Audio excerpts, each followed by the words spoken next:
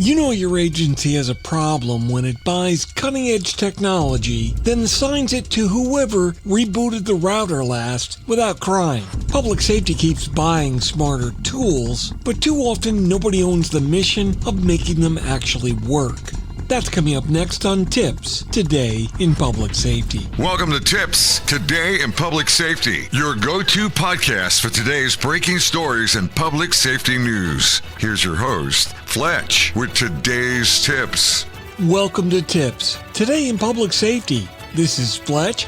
I'm a NENA-certified ENP, and every Monday, Wednesday, and Friday, I bring you the latest, most informative, and sometimes painfully overdue takes on emergency communications and public safety technology. Today we're diving into a smart article from Police One, Why Every Police Agency Needs a Dedicated Tech Unit. Now, even though the article is written from a law enforcement perspective, this issue is much bigger than policing. It applies to dispatch centers, emergency management, school safety, and frankly, any public safety organization that depends on software, data, cameras, drones, mobile devices, analytics, digital evidence, or integrated systems. In other words, if your mission depends on technology, then technology should no longer be a side gig. It's part of the mission. Yet that's where a lot of agencies still get it wrong. I found that one of the best points of the article was that IT support and a dedicated operational tech unit are not the same thing. IT keeps the systems alive. They keep the network up, the laptops working, the email moving, and the infrastructure from falling apart. A dedicated tech unit, on the other hand, is different. That team focuses on the operational tools that support the mission. That includes digital evidence systems, drones, body camera platforms, surveillance analytics, field technology, and making sure that all of it is actually usable when something real happens.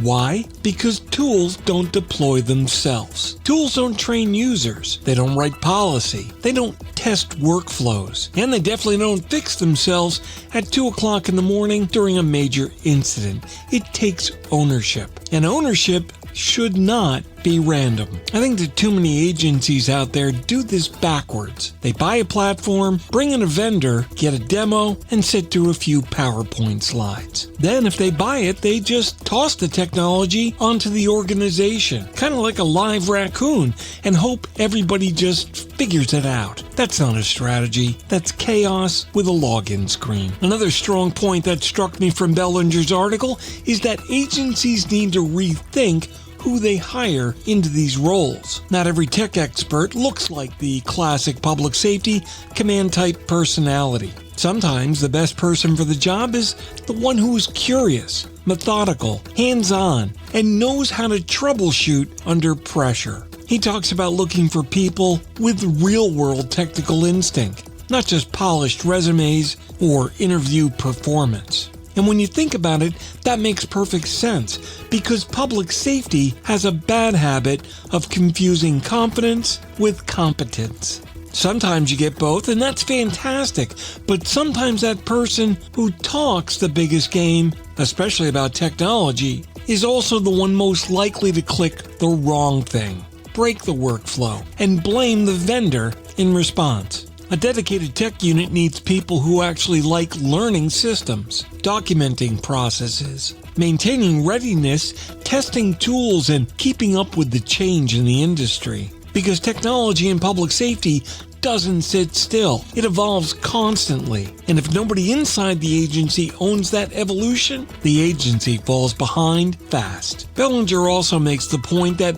leadership does not need to be technical experts, but they do need to understand the value of these units in order to support them. And I think that part matters a lot, because if leadership views tech support as optional, then these units are always the first to get cut, reassigned, underfunded, or chopped when staffing gets tight. Then the backlog grows, the systems drift, the tools go stale, and everybody wonders why the shiny investment is not delivering results. It's unfortunate, but public safety does this all the time. We love buying technology. What we're not always great at is funding the people, the process, the training, and the maintenance needed to make that technology useful. We buy the dashboard, we forget the operator. We buy the integration, but forget the testing. And we buy the tool, but forget the ownership. And then later, usually during some ugly failure, we suddenly rediscover the value of planning.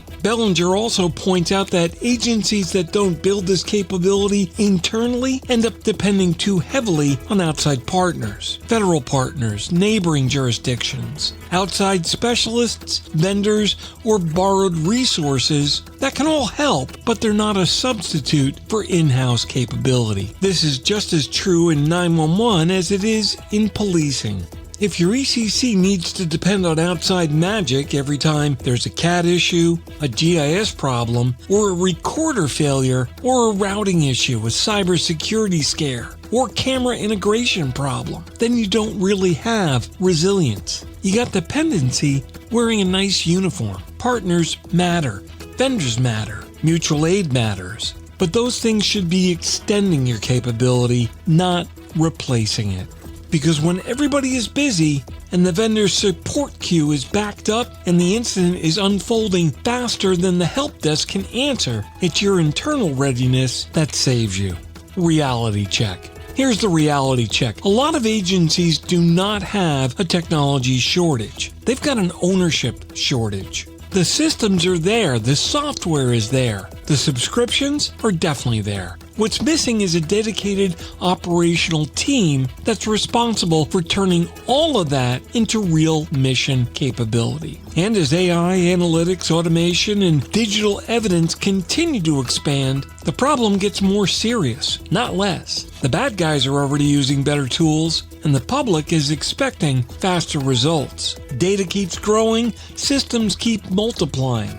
And you can't run a modern public safety mission with a 1998 mindset and a shared spreadsheet. The bottom line is this. Every modern public safety agency needs dedicated operational technology support. Maybe it starts as a small team. Maybe it starts as just one strong lead and a roadmap. But it needs to start. Because we have IT is not the same as we have mission-ready tech capabilities. And we bought the technology isn't the same as we built the program. Once again, full credit to Detective Shannon Belanger and Police One for the article that inspired this episode. Check out the March 16th issue, Why Every Police Agency Needs a Dedicated Tech Unit. It's a strong reminder that technology is no longer an accessory in public safety. It's part of the front line. If your agency keeps adding digital tools, but nobody truly owns them operationally, then you don't have modernization. You've got future failure with great branding.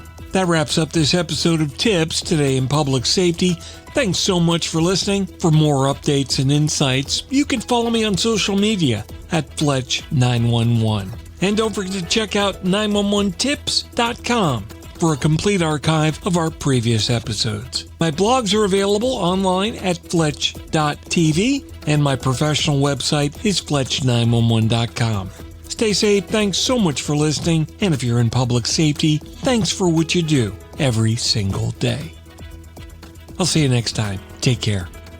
You've been listening to TiPS Today in Public Safety, your go-to podcast for today's breaking stories and public safety news. Hosted by Fletch and available every Monday, Wednesday, and Friday. Catch past episodes on 911tips.com. Be sure to like and subscribe, and remember to join us each week for the latest on NG 911. I am Spider Harrison, the official 911 voiceover dude. Catch me on SiriusXM on various channels, including 90s on 9, the 10th spot, and on the Weekend Countdown on Hits 1. Or don't regret it for the rest of your life. Either way, I'm good.